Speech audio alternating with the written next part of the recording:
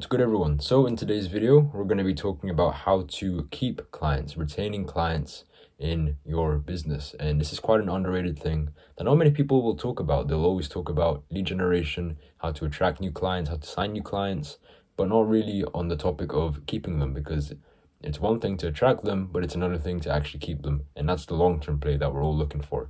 That's how you keep them happy. So before we get into it, there should be a banger. First of all, should be a banger.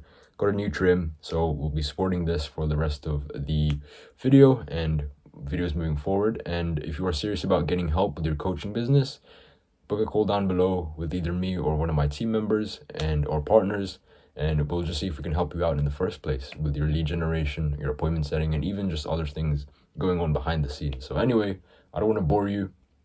Let's start recording.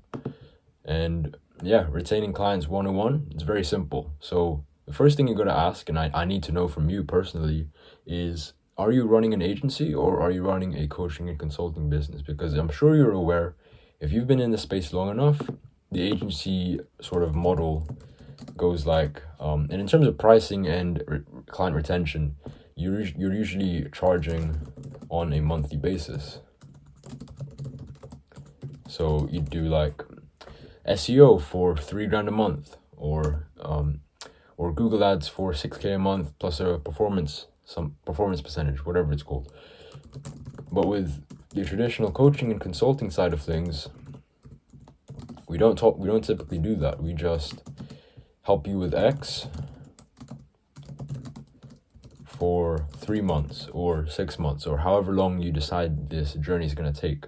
So that's the first thing you got to narrow down on is, and you know this obviously, it's whether you're an agency or a coaching consulting business. Because if you're an agency, the thing you have to think about is, retention is going to be much more of a game here, or the thing you need to really think about, because you're charging month on month, and then this stretches on to technically infinity until they're happy with the service or just dissatisfied and want to drop off, or find a better alternative and want to go with that instead.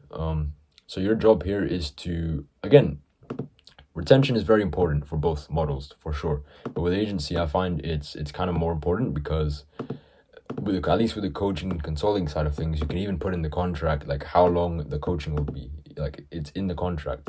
So 3 months, 6 months, 12 months, however long you decide it to be. This one is just rolling on and on. And yes, while you might make more money, it's more of a task to keep them satisfied and, keep going with you. So that's something you got to think about. There are exceptions, of course, but this is the majority. Exceptions don't make the rule. So here are the 4 things I've come up with to help with client retention. So the first thing is have a client success timeline. And this isn't my idea. This is my mentor's idea. I want to make that clear. He calls it a client success timeline. Some people will just call it a timeline. Some people will just call it action steps. I mean, that's another way to put it. So a client success timeline will look something like this. It's where, and mind the drawings above. I forgot to clear that up. So a client success timeline will look something like this, where your client is in which is their current situation. Let's use my example. Coach who struggles to grow, struggling coach, struggling with marketing. Let's say they're stuck at $10,000 a month. Okay. And then B is gonna be their desired outcome. It's their dream. So they're not struggling anymore, succeeding instead. Marketing is on point.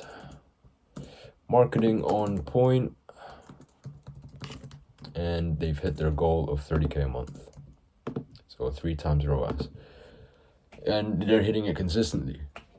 And I do want to make sure I mention this. I've made a video about client success timeline and how to actually deliver great results for your clients. I'll link it in the top right here.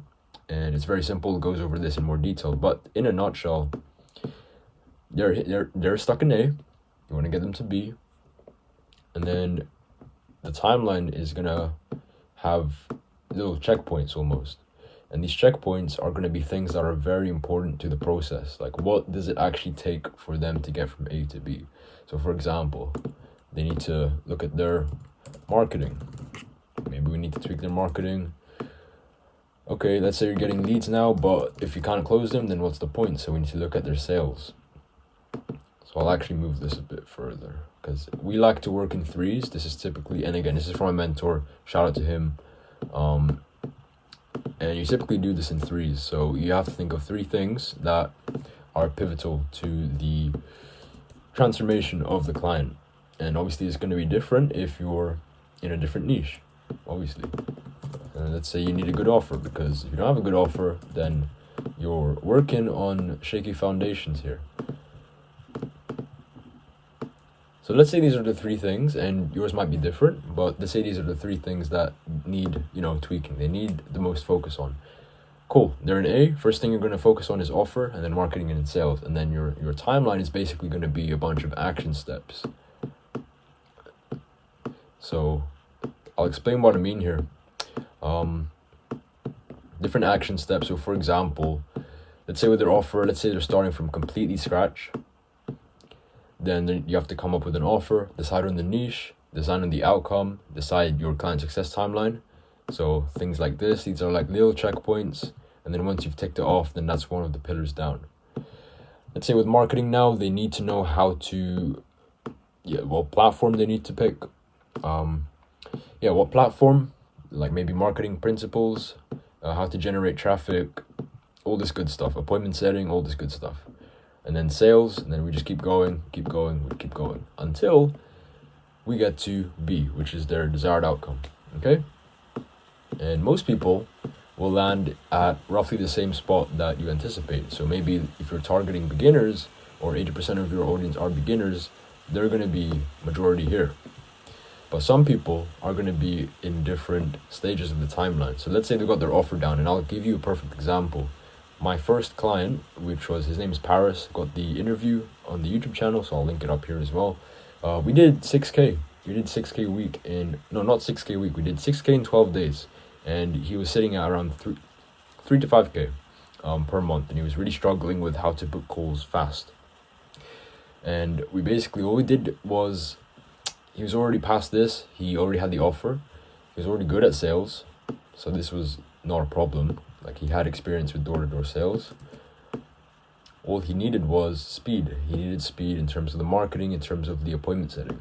So this is a prime example of when someone will come to you and they're maybe not in the beginning stage. Maybe they just need one little Lego block fixed, and then that'll get them to their goal. And it did get him to his goal. So marketing. He just needed help with booking more calls consistently and fast, and we helped him with that. And the rest is history. So if you don't have that in order, because what I see a lot of people do is, this is what I see a lot of coaches do, is they'll just, on the first call, they'll be like, let's say it's the first call, right? First call, okay, so what do you want to talk about? And then the client's like, okay, I don't know. Let's talk about this, let's talk about that. And it ends up being a massive waste of time. Just imagine that, like, times 10, times 12. If you're doing it weekly for a 3-month program, you just wasted a bunch of time, don't have much clarity, you're just going everywhere. This basically eliminates that. So that's the first thing. Make sure you have a client success timeline. Second thing is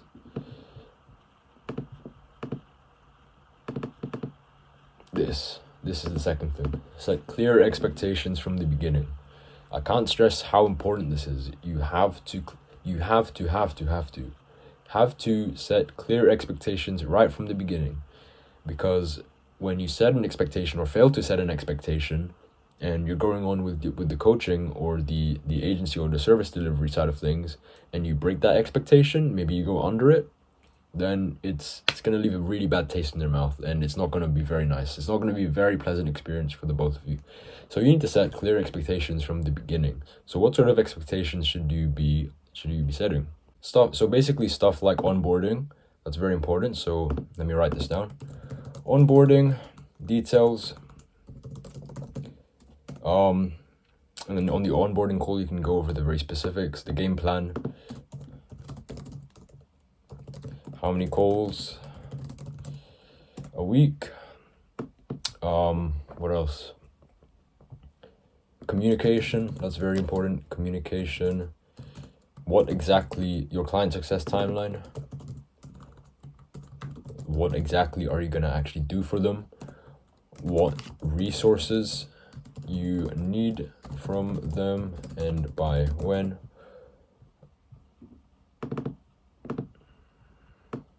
Yeah, stuff like this. You're gonna have to come up with your own things, but it's not hard. It's just common sense. What do you actually need from them, and what expectations do you need to set? And for the most part, if you just set these expectations and just say, look, this is how we're gonna do things, and we're gonna do it by X date, and this is how it's gonna be done, then you're gonna have a great time.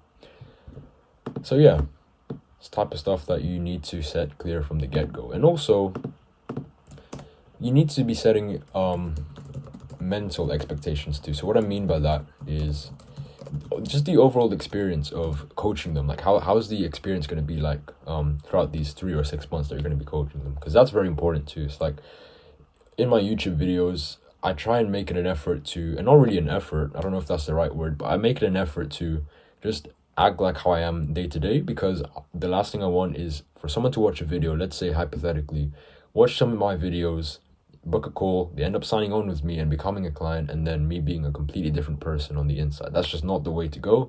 And it probably come as a shock and give them buyer's remorse. So I just try and be authentic, and I really just try and be authentic. I try and give a good impression, and like not just in the videos, but also in the back end when I'm actually coaching. So yeah, mental expectations, how are you on the sales call? Are you polite? Are you on time? Stuff like that. It's going to carry through, comes a long way, and I know it doesn't sound much, but it really does compound. So these are all things that matter. Make sure you're setting clear expectations from the beginning. And then also one more thing is, if there's something that does not go, like you don't agree with, or something that crosses your boundaries, then you need to call them out on it. Because sometimes, and not all the time, there's going to be things that the client will do that you probably won't be very happy with, or will just cross a little boundary or annoy you a bit. Then you need to call that out straight away. You need to tell them, look, this is not how it's going to go. Because again, it's all about setting expectations. How's the experience going to be like throughout these next few months, let's say. So call them out, or just set boundaries. I think that's a better way to put it. And stick by them. That's the second thing. So set clear expectations. The third thing is keep your promises. So that's very similar to the second point I talked about, but it's just keep your promises, guys. It's not hard. It's, if you can't deliver something, then just don't promise it. Don't talk about it in the first place. Like, there's no shame in it. Like, if you're gonna make massive claims like we will 40x your ROAS in 60 days, and you can't actually do it, and you're just doing it to generate some hype, then take that out of your bio, or don't promise that. If you can promise that, then by all means do it, and choice is yours, but you need to just keep your promises, stick to your word. It's just about being a good human. Okay, again, it goes back to sort of the stuff like here, like let's say you've decided how many calls you're gonna do per week. Okay, stick to that. How are things gonna go, and are you actually gonna keep your promise? So yeah, keep your promises. That goes a long way. Again, it's very simple. And the last thing to help retain your clients for as long as possible, it's more of a tactical thing, and I've personally never tried this, but I've seen it work for a lot of people in my network. They've made thousands and thousands more dollars from just doing like upsells, downsells, and other things that maybe they've implemented. I've personally never implemented it, but because I never felt the need to. But things like upsells, maybe you have a base coaching program, and then you upsell them if they hit X amount per month and it looks like a good fit. You say, hey, let's hop on a call, and then that's where you sell them on the like a mastermind, like a higher ticket mastermind going for like 10K, where they get more access to you, and it helps them get to that next level. Downsells, so maybe things like a mini course or some resources, I don't know.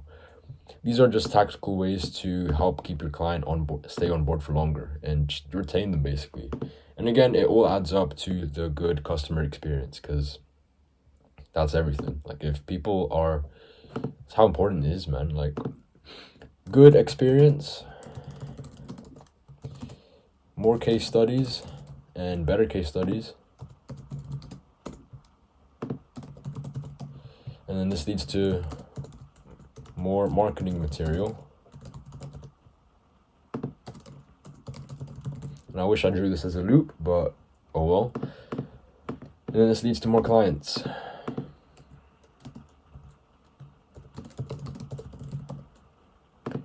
Let's actually draw an arrow, because why not?